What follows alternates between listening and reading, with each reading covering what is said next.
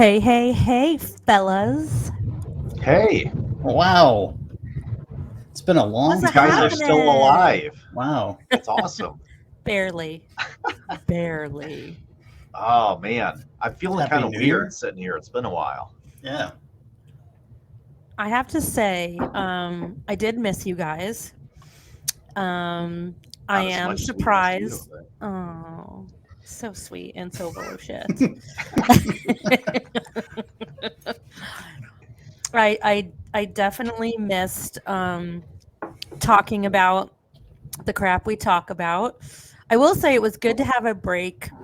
I don't know about you guys, but I actually listened to a bunch of our previous episodes on our break because Matt did a really good job over the break of posting a lot of past episodes on Instagram, and it was making me kind of reflect and thinking Making you about all like, oh, nostalgic. Yeah. yes, making me all weepy. Same. Uh, just like thinking about like what was more fun than other things and what sounded better than other things. I mean, we've been doing this for a while now, and I think like from when we started to where we got after 4 years was really different. So yeah. You know, yeah, it's weird because I've been receiving some feedback from a couple of friends who of the show that actually did go back and listen to some of our old episodes that they hadn't listened to before, and they mentioned stuff, and we've been doing it long enough that I'm like I can't remember certain things. It's like, It's oh, so I think I'll have to true. go back and re-listen to that myself. That sounds pretty interesting. Yeah, there was something. What was it, Matt? You posted about a discussion, and you were like, "And so, where do you like?" And I was like, "We had that discussion. I don't even remember what my opinion was." So I had to go back and listen to it. As I'm listening to it, I'm like, "This is a really good discuss." Oh yeah, it's us. This is There's an a interesting yeah. discussion. Oh, that was us. I picked up a lot of new things, well, old new things, I guess, that I didn't remember myself saying or you guys saying, and it was really cool to sort of go back even just 2 years and listen to where we were. So Agreed. Agreed. But now we're back. It is January of 2022. And at the moment we're recording this, it's the last day of dry January, so Sailor is not drinking. I'm a little under the weather, so apologies. I have a cough drop in my mouth and I'm very sniffly. So sorry about that, but oh well, you guys will just have to deal with it. you Now, gotta are deal you with it. We drinking one of your mocktails? I am not. I am drinking Pedialyte. Ah, So there you have it. That is That's the a first. behind the scene. That's the probably is. just so everyone's clear, we're not sponsored by Pedialyte. Oh, right. Send me some free fucking Pedialyte. Shit, I gotta do that. I go through a lot of that stuff. I'm a whiskey drinker. Those little packets are a dream come true. So I definitely want to talk about some shit that's in the headlines right now. I also am really excited about how we're going to kick off this new season. Um, we have this like calendar, you guys. We have this list of subjects we want to talk about, and some of it comes from our listeners. Some of it comes from things that we're like, oh yeah, we keep meaning to talk about this subject or this band, and we don't do it. And while we were putting together kind of our wish list for 2022, we thought, let's start off with the year we were all born. And so that is how we are going to kick off this new season. And we're going to start with the oldest dude in the room. That would be Edward. So, but before we do that, hold on, everybody, because we got to talk about some current bullshit that's going on in the world, and then we're going to talk about some delicious whiskey that I'm not drinking, and then we'll talk about Ed's year. Sound good? Sounds good. Giggity, Let's go. giggity. All right.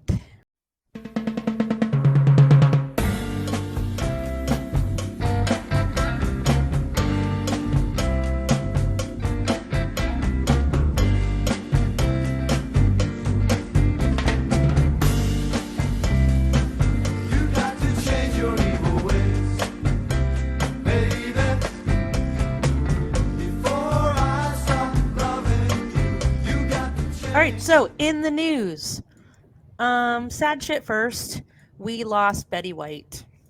Super heartbreaking. If you don't love Betty White, you can go fuck yourself right now. And if I see you, I'll kick your ass. Or maybe you're just an alien. Um, she was one of the coolest ladies, I gotta say. Everything I've read about her personal life, and look at the beautiful legacy she left behind. I hope you guys joined me on her birthday and donated to a local animal shelter, um, as I did and the business did.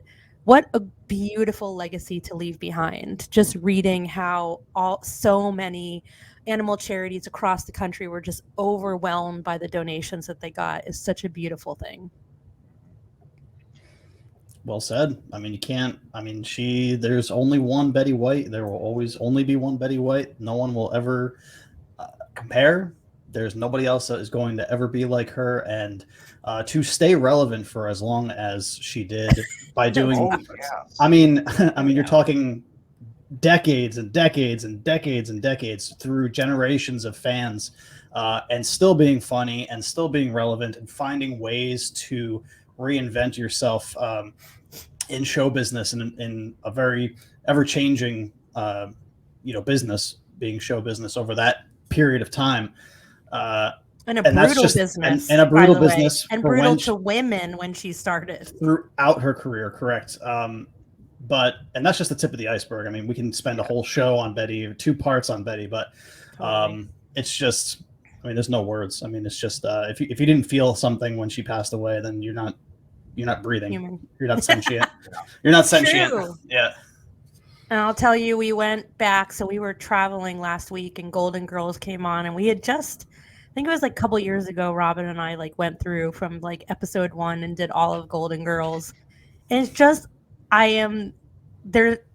just her, the way she plays, I can't even. Just her acting in Golden Girls is so phenomenal, especially if you remember her from a previous show that we will talk about tonight that was very popular the year that Ed was born. So we'll save that for a minute. Mm-hmm. Also, in shitty news, Meatloaf passed away.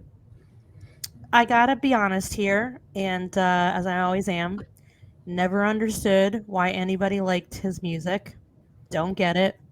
Don't give a shit. Don't think it was good. I think he's a fantastic He was a fantastic actor, but I think musically never understood. Don't get it. Also, the way he died sucks, and I don't even know what to say. That's all you can say about it. It yeah, it just it shouldn't have had to happen, but it did. Yep. So I mean, yep. So that's a fucking bummer. And then go ahead. Sorry. You know, I did go back and I saw on YouTube as I was scrolling through things, an interview he did. I think it was just as recently as last year with Dan Rather. If you saw that or not, but I hadn't really, I like a few of his songs. I'm not the biggest Meatloaf fan, admittedly, but he's a real good, down-to-earth dude. I mean, he approaches his fame like he doesn't want anyone to call him a celebrity or anything like that. He's just like, I'm no more special than the plumber that comes to fix. I'm just have a different job. I probably agree with him. Yeah. But anyway, yeah, I think I enjoyed some of his acting, and when he was in Wayne's World. Remember his cameo in Wayne's World? He was like the bouncer. Yes. At the club. I think his best role ever was, and I'm not going to say what's it called, Rocky Horror Picture Show. It was Fight Club. I think he just was phenomenal in Fight Club. Also awesome. Yes. Yes. Our last bit of news is super dumb, shitty stuff. I'm sure everybody's heard by now, and I'll be curious to see how this plays out in another couple of days, because the news is fast moving these days, you guys. Fast moving. So Spotify is in a world of shitstormness. Neil Young pulled his music in protest against and a psycho that's spewing all this anti-vax, like anti-science, cuckoo bird, like aliens up my ass shit. And he was a guest on Joe Rogan, and he felt that it was dangerous information to be out there, and Joe Rogan felt that he was his right to free speech. And so, Spotify made their decision to not pull the show, and so Neil Young pulled all of his music off Spotify, and tons and tons of other artists are following in suit, and so many people are deleting their Spotify, canceling their subscription. That it crashed the site. Like I don't know if it's back up. People can't even cancel. Their stock is plummeting. And so, of course, everyone else. So, of course, SiriusXM releases, I think the day after this all went down, we have a new and improved Neil Young station, SiriusXM. So all of that stuff is going on. But, Neil Young is staying true to form and true to what he has always done, and felt that he would use his voice to fight for what was right. And, we'll see how it goes down. That's something about Neil Young. Whether you agree with him or not, there's been things throughout the years I've agreed with him, and I've disagreed him with a lot of things too. But you got to admit, he sticks to his guns. Oh, that's for sure. Absolutely. He hasn't changed. That's for sure. Nope. I don't think he's going to. So, hey. Something tells me I think Spotify is going to be okay after all this, though. I just think they're so unfortunately ingrained in society and yeah. Yes. I think it's unfortunate though, because this would be a fantastic time for literally every major artist to pull their music, not necessarily to be in solidarity with Neil Young, but what a time to say we're going to stand up for all of the smaller artists that make shit off of the music there. Like Spotify rapes artists. Yeah. I mean, that's a whole different show. Issue. Yeah, it is, but it could. Yeah. But what a great time to say, hey, that. Like, get them while they're down, get them while they're weak, And by the way, while we're at it, we also want to mention, yeah, I get what you're saying. So, yeah. All right, so that is current news at the moment. I guess I should also mention that Florida, we should all send our thoughts and prayers to Florida. It got down to the 40s and 50s, and people lost their fucking minds here, you guys.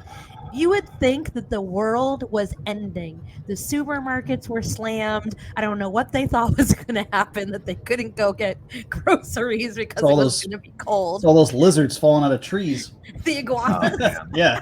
Meanwhile, in northern Illinois, yes. We're bracing for a winter storm that should produce between 6 and 16 inches of snow, is what I'm hearing.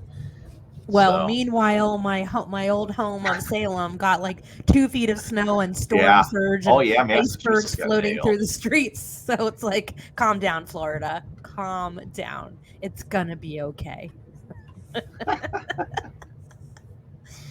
All right. Man. So who wants to talk about whiskey? Ooh, me. We all do. We all should. Damn it. All right.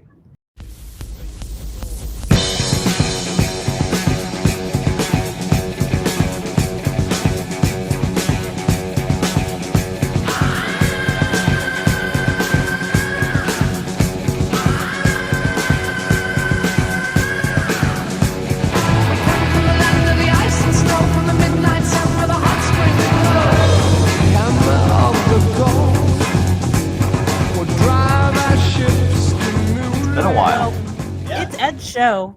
Ed, why don't you kick it off? Okay. All right. We'll do that then. Since, as Sailor mentioned just a short time ago, we are starting a mini-series, a 3-part mini-series of birth years between myself, Sailor, and Matt. So my year happens to be 1970. So I kind of felt like I should pick a whiskey that had at least some kind of relationship to the year 1970. And let me tell you something. This was a tough assignment. Because because, yeah, there's not a whole lot of information out there about what is going on in the whiskey world in 1970, at least that I could find. But after thinking about it, I decided I was overthinking it. All right, so I picked a whiskey that honors someone else, a friend of the show, who was also born in 1970. Um, Oh. so I am, in fact, I killed the bottle here, so I got to go get another one. Um, Yeah. so our good You. friend Paul Pletko, who is the founder slash distiller slash, you know, head Rock star. honcho, Only rock three-time star guest of the show, by the of way, too. Few Yeah. Spirits, That's which is, also one of your hometown distilleries. So great yes, choice. in a town called Evanston on the north side of Chicago. So yeah, I am drinking in his honor and the honor of our birth year, I love it. the Few Spirits bourbon, and this is a 93 proof bourbon, and very lovingly and expertly crafted by Paul himself.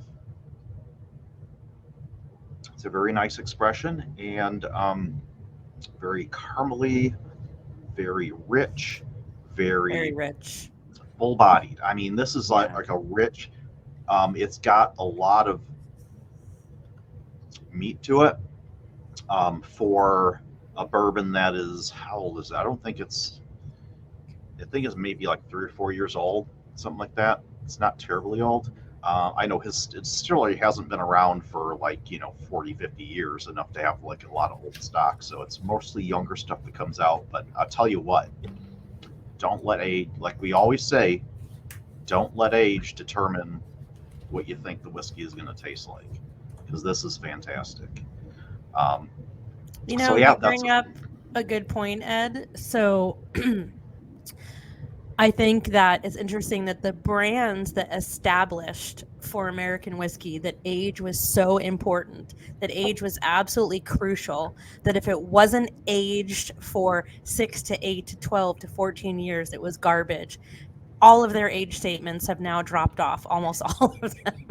So go figure. if that doesn't tell you what the wherein the truth lies, it has nothing to do with age. So just to kind of underline your point, bourbons like that, whiskeys like that are between the 2 and 4 year mark, that continue to beat some of these other older whiskeys in blind tastings. A, taste is subjective. B, it's not about the age. Exactly. So, in fact, even I remember when we were visiting him in the distillery, we were talking, and the subject of someone's birthday came up, I think, and it turns out that our birthdays are only like 3 days apart. Yeah, I remember that. I can't remember which one. I think if he was the older one, I was the older one by 3 days. But anyway, but we're pretty close there. So go 1970. That's a great choice. Great choice, Ed. Great I love choice, it. Ed. Fantastic. Cheers to both of you. Cheers. I will cheers with my Pedialyte. All right, Matt, what about you? Well, 1970. So, which we're going to talk about in depth, obviously. Very important year in hard rock and metal. A lot of things happened. A lot of things changed. A lot of doors were open. On the flip side, as heavy metal and rock was taking that next step in evolution, unfortunately, the whiskey industry was not so hot at that point. Almost non-existent, really, if you want to talk about it in the 1970s, really. So I wanted to go with something produced by a family that was very important to the reinvigoration of the American whiskey industry. And the first one that popped into my head was Jefferson's. So Trey, and more specifically, this time around, I want to give kudos to Trey's father, Trey being the master blender of Jefferson's, if you're not familiar. But Trey's father, Chester, is a bourbon aficionado and, more importantly, an American whiskey historian.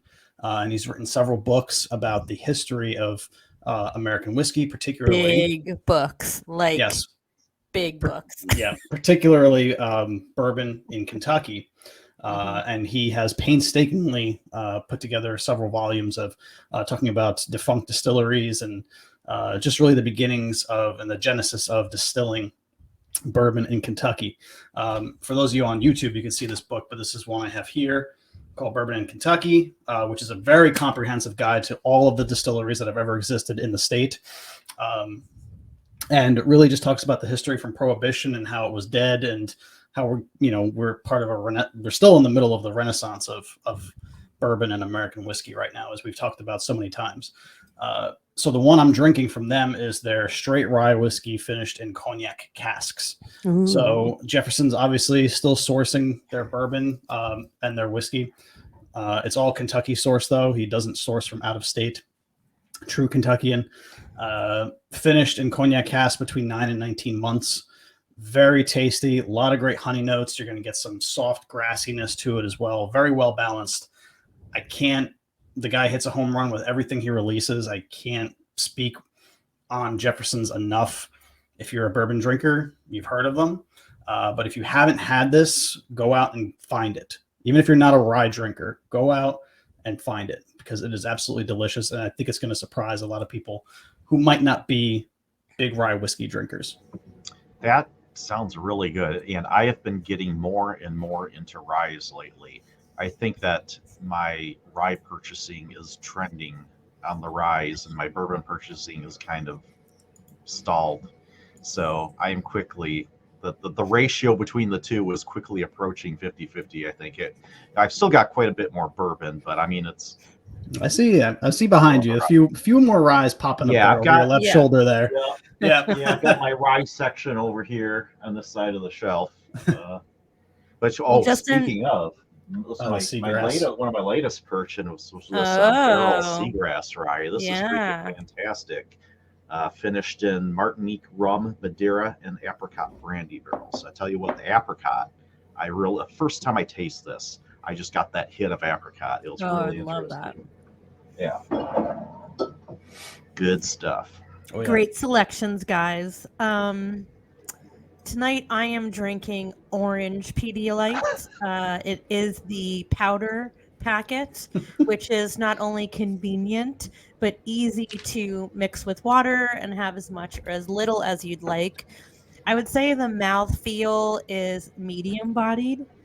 Nice viscosity, but not too thick, which would be gross. It's a little sweeter than I typically care for, but it does the trick.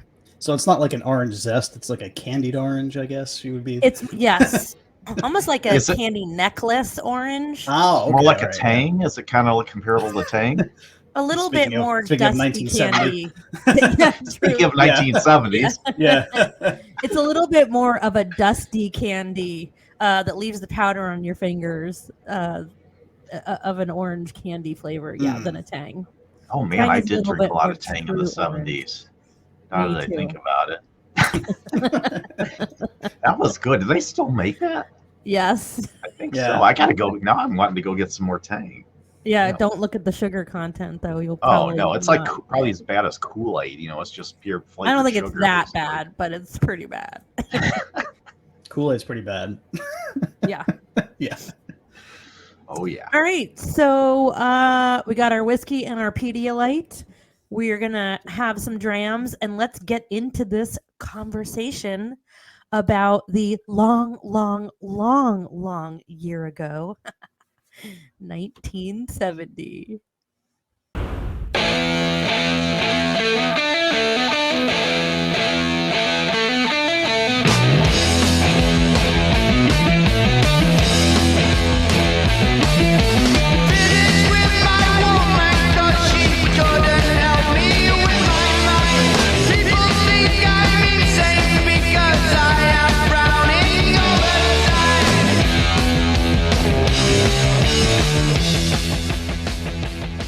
Okay, so what was going on in the year before we talk about the music, Ed? Before we talk about what was happening, what albums were released and what bands were popular and what bands you love from the 70s, let me just set the stage for a minute.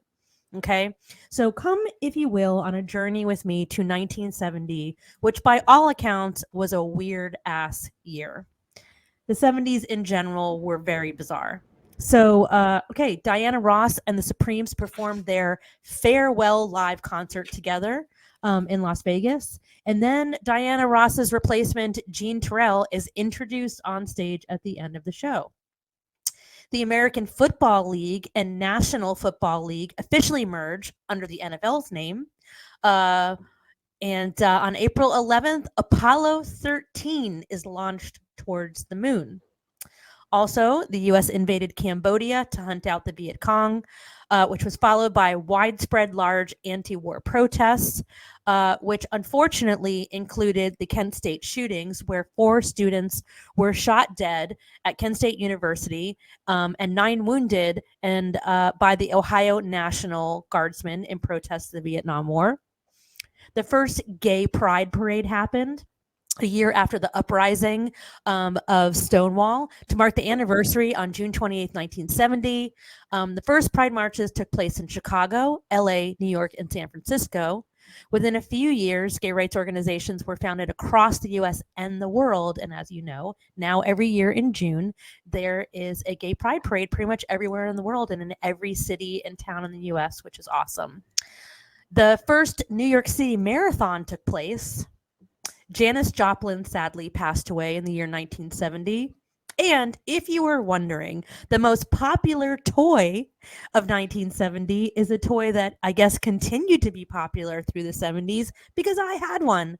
And they were the Rockin' Sock'em robots. Oh, yes.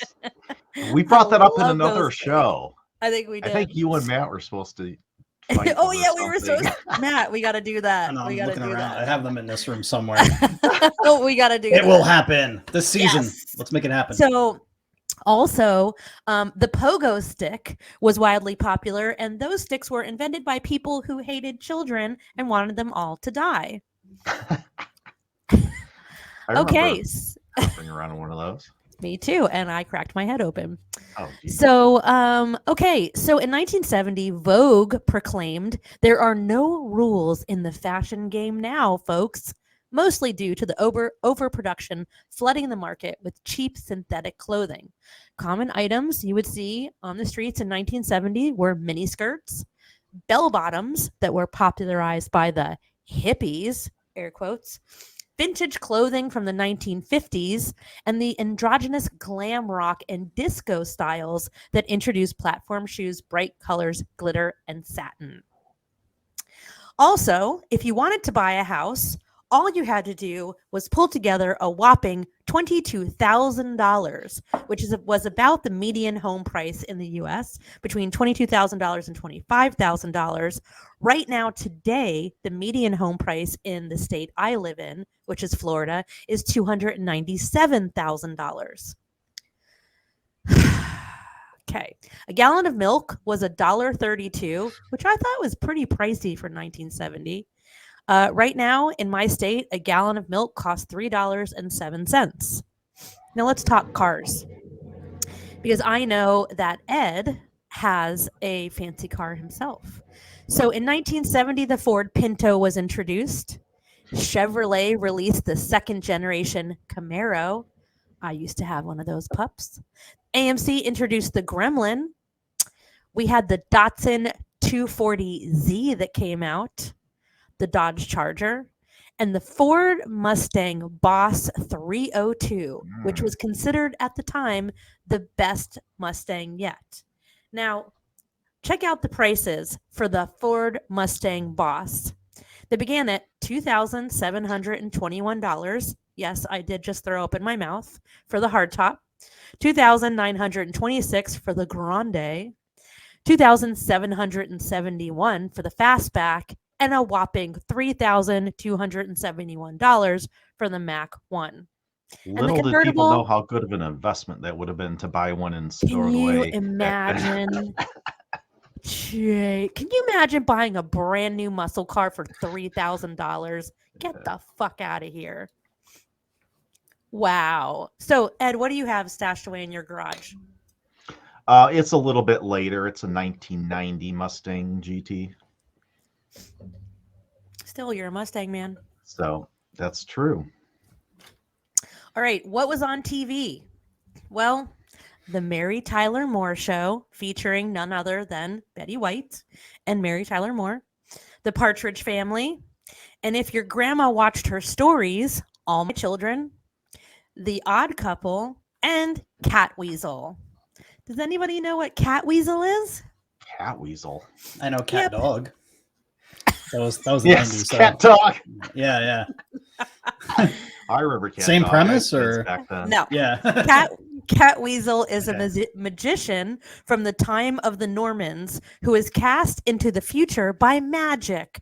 With the help of two boys, he uses magic in an attempt to return to his own time. Just do me a favor, my friends. Google Cat Weasel. That is CatWeazle. Just do it. Was that a Sid and Marty Krofft creation? That sounds like it would have been a Sid and Marty Krofft It thing. does sound like it. I don't know, but it's bizarre. It's just like, what the fuck? Oh man. All right. What movies were people going to the theater to see? Well, I'll tell you, most of them were either disaster movies or all Mhm. about war. So weird year for movies. Airport, which I have seen so many times, released in 1970, is an American air disaster drama film.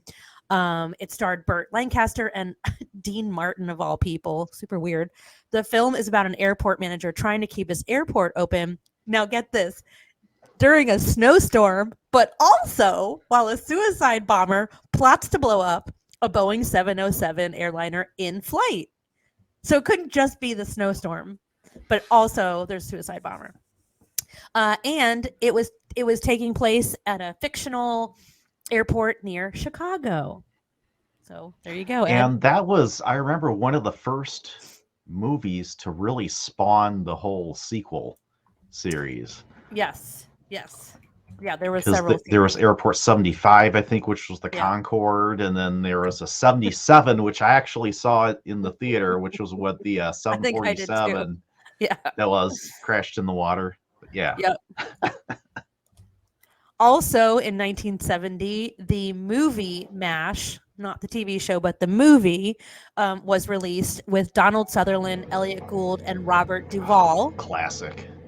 Yes. Yes. And then one of the most famous movies, I think, to come out of obviously the 1970s and is still incredibly famous today, Patton, was released in 1970, which is an epic biographical war film about General George S. Patton during World War II and starred, of course, George C. Scott. He won 7 Academy Awards for that, which was absolutely bonkers. And like I said, pretty much like all of the major movies were about war, disaster. So calm the fuck down, people. No wonder they were smoking so much of that wacky tobacco. Okay. Oh, man. And then I'm just going to touch on a few things as far as music goes. And then I'm going to let you guys take it away. So, of course, we have The Who's iconic live album, Live at Leeds, was recorded, super famous. The Beatles released their 12th and final album, Let It Be. Black Sabbath, of course. So the album that is often regarded as the first true heavy metal album is released this year. And then Pink Floyd releases Adam Hart Mother. It became their first #1 album. Simon and Garfunkel released their final album together, Bridge Over Troubled Water. And then May I Have a Ticket, Please? The Isle of Wight Festival begins on East Afton Farm off the coast of England. Some 600,000 people attended, which at the time was the largest rock festival of all time. Artists included Jimi Hendrix, The Who, The Doors, Chicago, Richie Havens, Joan Baez, Emerson, Lake and Palmer, The Moody Blues, and Jethro Tull, just to name a few. And to put it into perspective, Woodstock's attendance was only 400,000. That was a lot of people. Mm-hmm. And so that is the year in 1970. Welcome to the world, Ed. There we go. And Ed was And born. yes, And Ed was I was born. born, He which is the was most important born. one out of all those. Of course. Saved the best. Absolutely. She saved the best for last, man. Absolutely. Exactly. All right. So- Well, I will. Yeah, Go ahead. talk about Ed. What we had some other. Don't everybody start fucking yelling at me and sending me hate mail. I know there was a shit ton of other important stuff released, Yes. like Zeppelin 3. I know. Calm down. We still have the rest of the show to talk about it. I just want to leave some room for the guys to be able to discuss things. So I will Yeah. expand on the musical portion. There are a lot more interesting things happening in music that year, aside from what Sailor just mentioned. We see some new bands on the scene.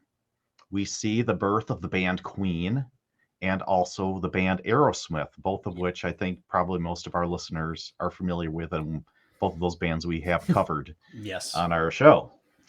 Elton John gets his first hit, Your Song.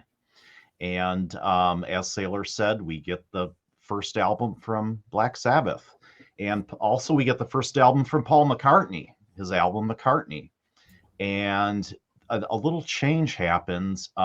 Neil Young, who we mentioned at the top of the show, joins the band Crosby, Stills, and Nash. And so they, of course, Crosby, Stills, Nash, and Young. And their first album, called Deja Vu, actually reached #1 in several international music charts and remains their best-selling album. And it went on to sell over 8 million copies with 3 hit singles: Woodstock, Teach Your Children, and Our House. And there were some things, in 1970 that came to an end. As Sailor mentioned, the Beatles finally broke up and released their last album, Let It Be. And the Turtles broke up, and the Doors will play their final concert with singer Jim Morrison at the Warehouse in New Orleans. And of course, Simon and Garfunkel broke up. And but their song Bridge Over Troubled Water actually stayed #1 on the Billboard charts for 6 weeks and went on to win a record 6 Grammys at the 13th Annual Grammy Award, including Record of the Year, Song of the Year, and Album of the Year. My God, the 13th annual, man. Doesn't Yeah. that make you feel Yeah. like the 13th Grammys? Yeah. That's Yeah. And in sickening. Britain, Yeah. get this, in the UK, it tops the album charts at regular intervals over the next 2 years and becomes the best-selling album in Britain in the 1970s. What I think is So- crazy, just again, sorry to mention Neil Young again, but so after the Gold Rush comes out, right, this year, and he joins Crosby, Stills, Nash, and Young, and they release an album as well, Deja Vu. Like, Mhm. dude was killing it. Christ. Yeah. Yep. And of course, speaking of endings, we also see the tragic deaths of artists Jimi Hendrix and, as Sailor mentioned, Janis Joplin. Both of which, I'm sure would have gone on to much bigger and better things if they had been God, they were so still young, alive. too. Yep. So young. What a shame. Yeah. And of course, back then, cursing during live events was very much frowned upon, as Jefferson Airplane is fined Yes. $1,000 for using profanity during a concert in Oklahoma City. Janis Joplin was fined $200 for using profanity during a concert in Tampa, Florida, which were The Lord actually does not want you to say potty words. Give me your money. And I was actually in Tampa, Florida in 1970 because that's where I was born. There you go. Dun, dun, it all comes back to Florida. And yeah, and for the was it album of the year? Okay, I think yeah, Sailor pretty much covered, the rest of the music I have here. What you didn't But, cover, Ed, is Randy Newman, who I despise almost, maybe more than Wait. Gene Simmons and Axl Rose. Randy Newman? Randy Newman, like you got a friend in me. I hate this piece of shit. So he releases this dumb album called 12 Songs. I just want to read you this piece. This is just so 1970. It's such a weird. I was there in the 70s and it was weird as fuck. So, okay. This is his second album. Okay.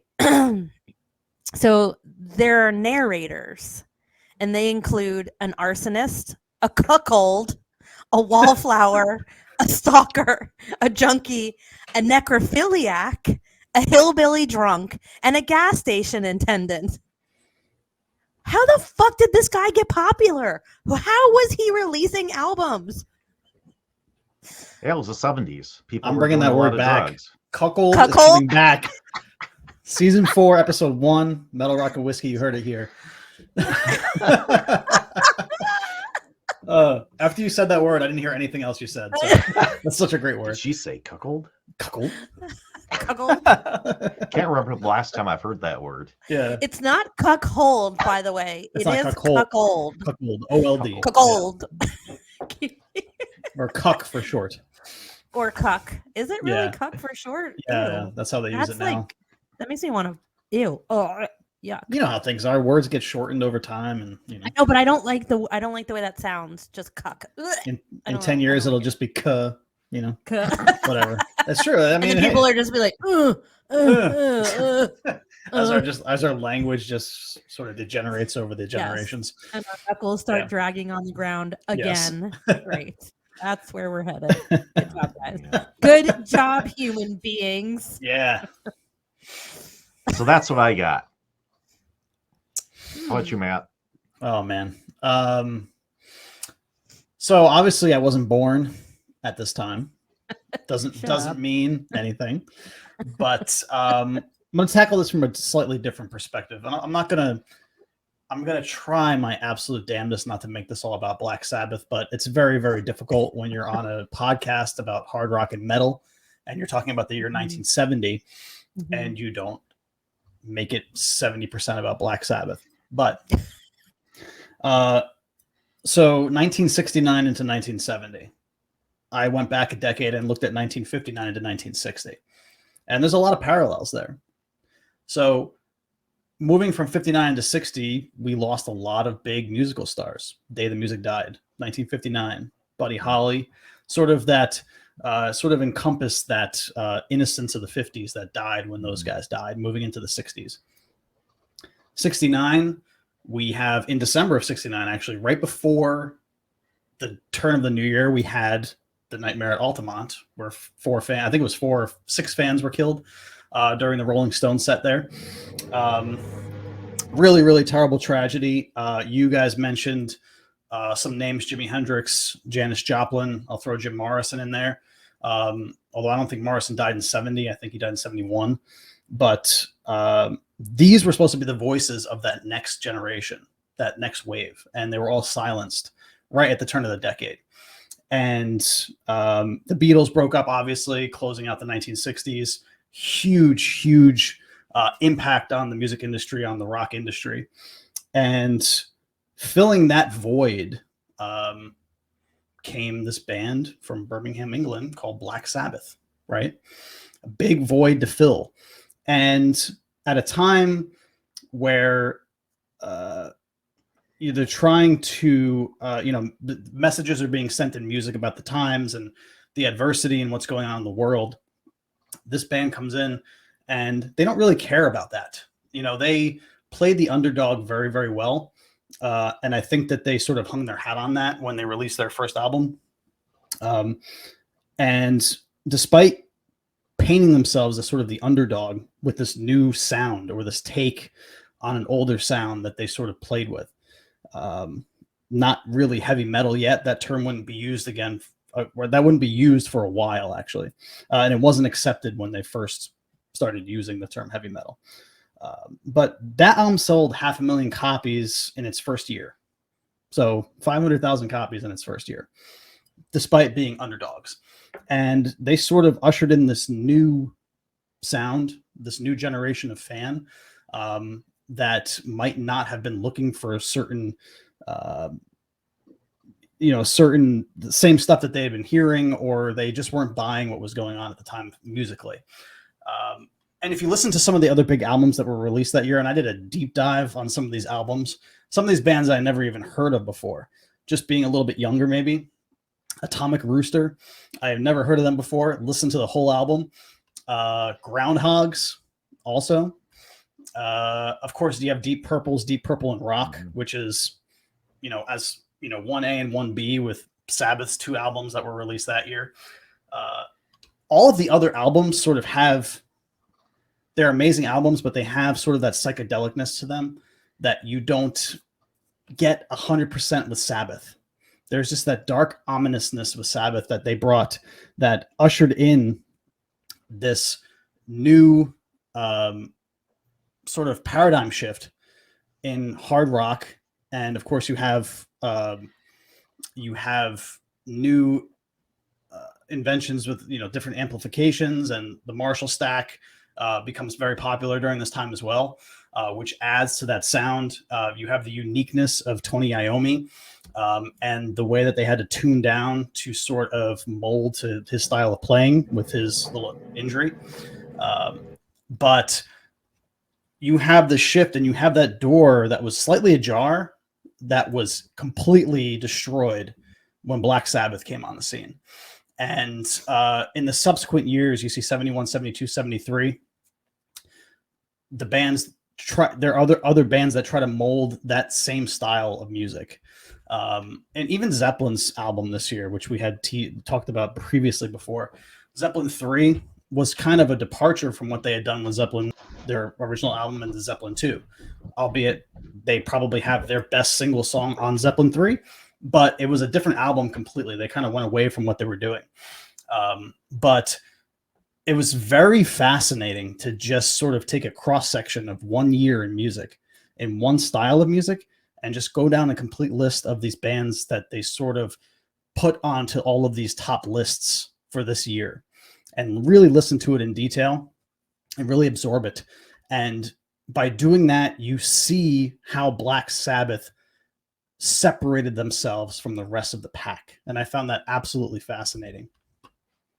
I think you have to mention, I agree with every single thing you've said. And I think too, so Uriah Heep, I think it's important to mention them, because this year their very heavy, very humble album comes out. And they're, now this is considered heavy metal and also prog rock. I think it lies somewhere in the middle. And like you said, Deep Purple, and then King Crimson, if I can speak today, In the Wake of Poseidon, which is now considered progressive rock. But yeah, I mean, Guess Who's American Woman, which is much more radio rock. Steppenwolf 7. Yeah. Absolutely is the dawn of a new era. And I think it's cool that it happened in 1970, not 71, not 72, but literally 1970. Yeah. Super cool. And that asshole Alice Cooper also released an album, but who gives a shit about him? Oh, I should mention that Chicago, they changed their name to Chicago, shortened it from the Chicago Transit Authority that year. Thank God, because who wants to say that every time? Yeah, the CTA doesn't have the best reputation. Yeah, it was a good move. Very much so. Aerosmith and Heart and Queen are all founded in 1970 as well. And do you remember that band called Irish Coffee? Yeah, they were formed. Nobody remembers that band. The band called Bakery. Nobody remembers them. Bakery. Help. Did they tour together? That seemed like it would go well. Irish Coffee and a bakery. The Bakery. They also toured with Help, and it didn't help. And a little band called Fuzzy Duck. Fuzzy Duck. I've never heard of any of these bands. There's also a band called, which I was reading about, called Suck, Yes, which is yes. actually, they are from South Africa.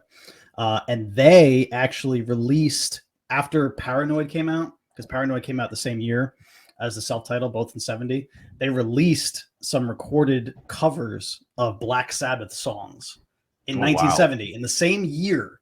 So you see the impact that that had immediately with some of these smaller bands. I thought that was absolutely fascinating. Wow. Yeah, and Stephen Gilroy from Suck now has his own brewery, by the way. If you are ever in South Africa and you want to go check out his brewery, there you go. Suck It's called Brewing. Gilroy's. No, it's called. I mean, I would have definitely called it Suck Brewing, but no, it's called Gilroy's. There was also a band founded called Speed, Glue, and Shinky. Fuck, I don't fucking know. Yeah, Bakery. I'm gonna have to check them out. They had okay. This is my favorite thing when I discover bands, and I'm like, oh, how many albums did they have? Oh, they had 2 albums. Okay, got it. However, this is how many past members they had. 1, 2, 3, 4, 5, 6, 7, 8, 9, 10, 11, 12, 13. They had 13 past members for a band called Sounds like Bakery. Guar. Nobody beats Guar, man. Oh, they're probably more like 40. But as I'm saying this, I can imagine our Australian friends are listening going, oh yeah, we know Bakery, because it's an Australian band. Yeah. So there you go. Irish coffee, though. Maybe we should do a show on Irish coffee. Irish coffee. And drink you know, Irish coffee. They had a lot of albums, by the way. So there were 1, 2, 3, 4 versions of their lineup, and they released 1, 2, 3, 4, 5 containing 1 live album. But they're still active. I know their last album they released in 2015. Oh my God. Okay, I gotta look this band up after the show and see what this is all about. So there's one album called "When the Owl Cries."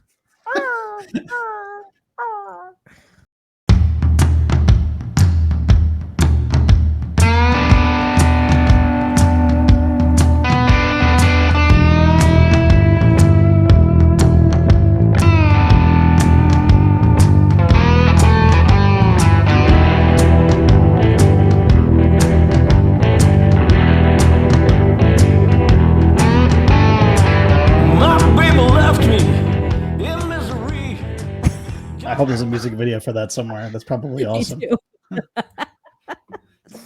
So, some guy playing up on like the top of a tree or something, like that would be amazing. Under this full moon. I mean, that's pretty much the year of 1970. So that's what was going on when little Ed came onto the scene. Aww.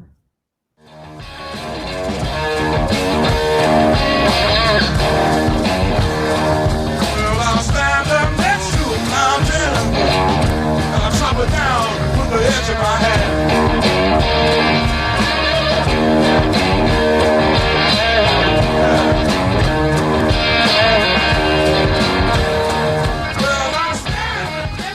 Well, there you go, fuckers. That's our show.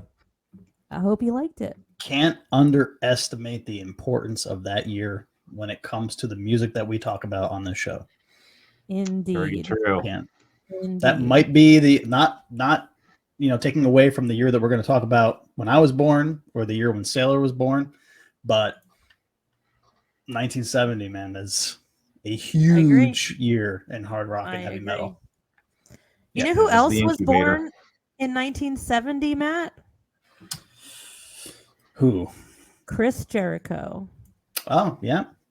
Yes. Fozzy. There you go. Queen Latifah was born. Still in wrestling too, by the way. Oh my God. Oh and yeah, Lauren I'm in good company in 1970. I was looking up all the people that were born in 1970. It's pretty amazing. Yeah.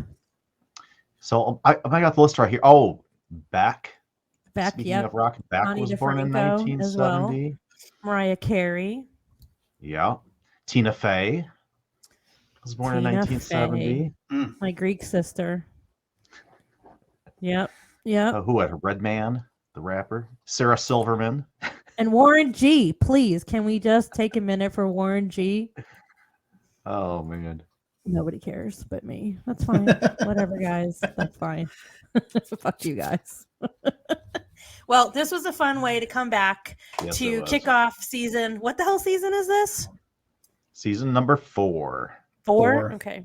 Season number 4. Well, it's a good way to kick it off. Next time, we're going to do the amazing and wonderful year of 1973, which is the year that little Sailor was born.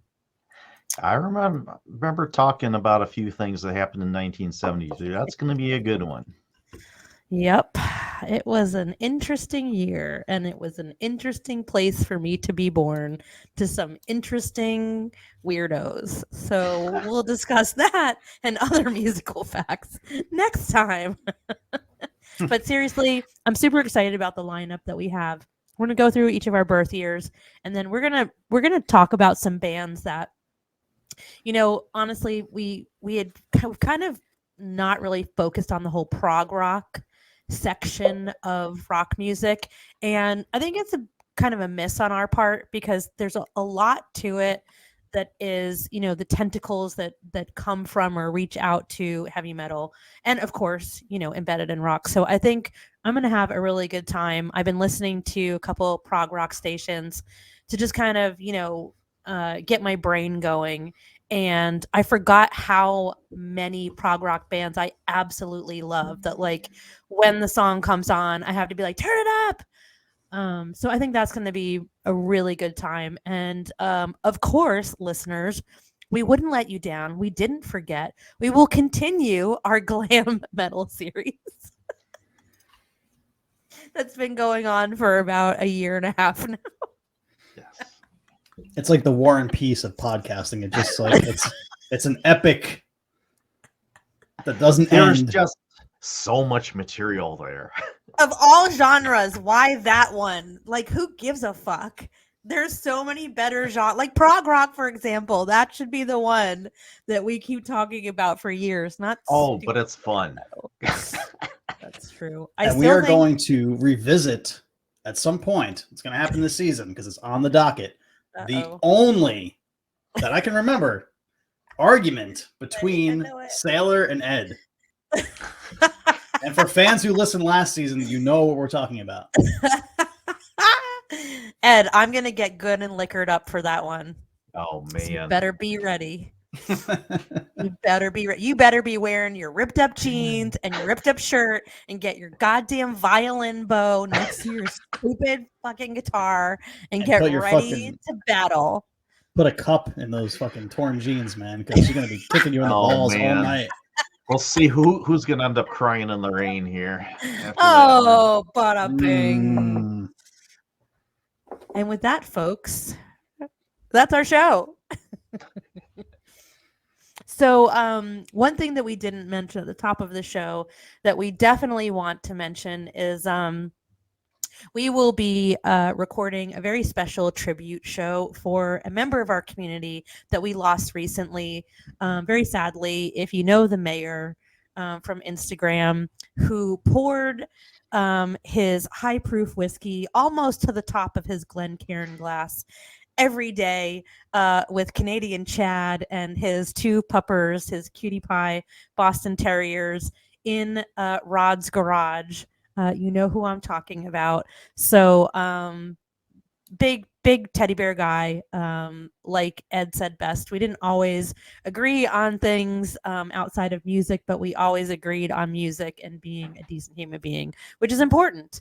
And so we'll be recording something very, very special for the mayor as a tribute. So that will be coming up soon. Yes. All right. Well, Matt, get us the hell out of here. All right. Thank you for listening. Thank you for watching, everybody on YouTube and wherever you listen to us. Thank you as always. We do this for you. We don't do it for us. So thank you for coming back every week, every 2 weeks or whatever, and listening and watching. So we really, really appreciate it. You can find us on all social media platforms, of course, Instagram at Metal Rock Whiskey, Twitter at Metal Whiskey. We have a Facebook group that we'd like if you joined, Metal Rock and Whiskey on Facebook. You can find me on Instagram at The Whiskey Obsessor, as you can see on YouTube here. It's right underneath my face, right underneath my chin here. At The Whiskey Obsessor, that is whiskey, save the E. Save it. Save it. And then Toto's barking in the background. No, Toto, Yeah, he no. probably has to go take a shit. So I know what I'm going to find when I go downstairs. Aw, poor Yeah, little whatever. puppy. It's all right. Who's next? Me? Sailor? I'm Sailor. You can find me all over the place as Sailor Guevara. I'm on the Instagrams, I'm on the Facebooks, and the Twitters. Easy to find. Check me out. And I gotta say, it's been a while since I got some, people yelling at me for my opinions about the bands I hate on Instagram. So keep them coming. I'll be ready. Okay, and I don't show up in as many places as Sailor, but if you are happening to be interested in what I'm doing, you can usually find me on Instagram at Bourbon Geek, just like it says right there. Bourbon Geek. That's right. So, hey, listeners, if you love us, or even just like us, we'll take that too. Please give us a like, hit that subscribe button, and it will help the show without you having to spend a penny, which is great. And please tune in next time when we will be covering 1973 on Metal Rock and Whiskey. Yeah. And without, I will say, fuck you, Randy Newman, and your stupid song about stupid things and cuckolds. Bye-bye.